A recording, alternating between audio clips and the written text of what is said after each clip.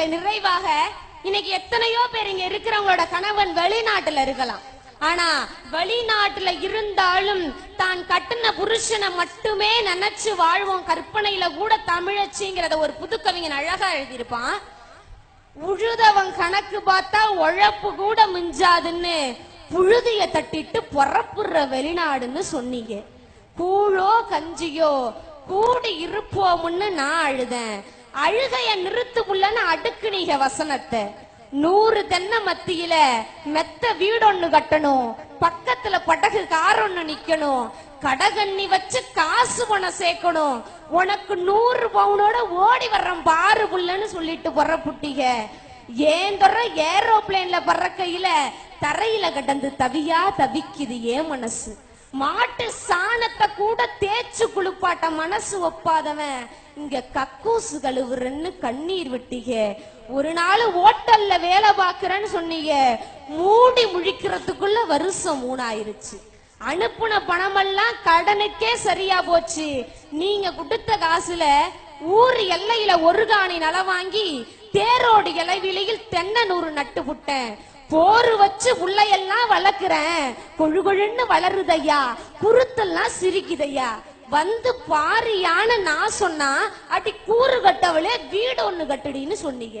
வீடு கட்டி விளக்கேத்தி கண்ணு பூத்து நான் காத்திருக்க. வச்சதன்னைக்கு வயசு ஆறாச்சு, பச்சை உள்ளையா தெரிஞ்சதெல்லாம் இன்னைக்கு 10 கொலதள்ளி நிக்குதையா. என்ன பத்தி நினைக்கையில ஈரக்கொலை நடுங்குதையா.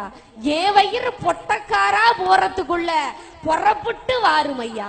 சீமுதர நீங்க சீக்கிரமா வரீங்கன்னு தெரிஞ்சதும் பறக்குற பிளைன் எல்லாம் பார்த்து பரிதவிக்குது ஏன் மனசு. இன்னைக்கு ஏராசா வரீங்கன்னு தெரிஞ்சதும் சென்னைக்கு புறப்பட்டு நான் வந்தேன். ஏரோப்ளேன் வந்துருச்சுன்னு எல்லாரும் நிக்கிறாங்க. எக்கி எக்கி பாக்கையில திக்கு திக்குன்னு அடிக்குது ஏன் மனசு. தூரத்துல வரது என் துறதேன்னு தெரிஞ்சதும் உள்ளுக்குள்ள உருவாச்சு 1 கோடி மின்சாரம். திகச்சு நான் நிக்கையில தேன்மொழின்னு கூப்பிட்டீங்க.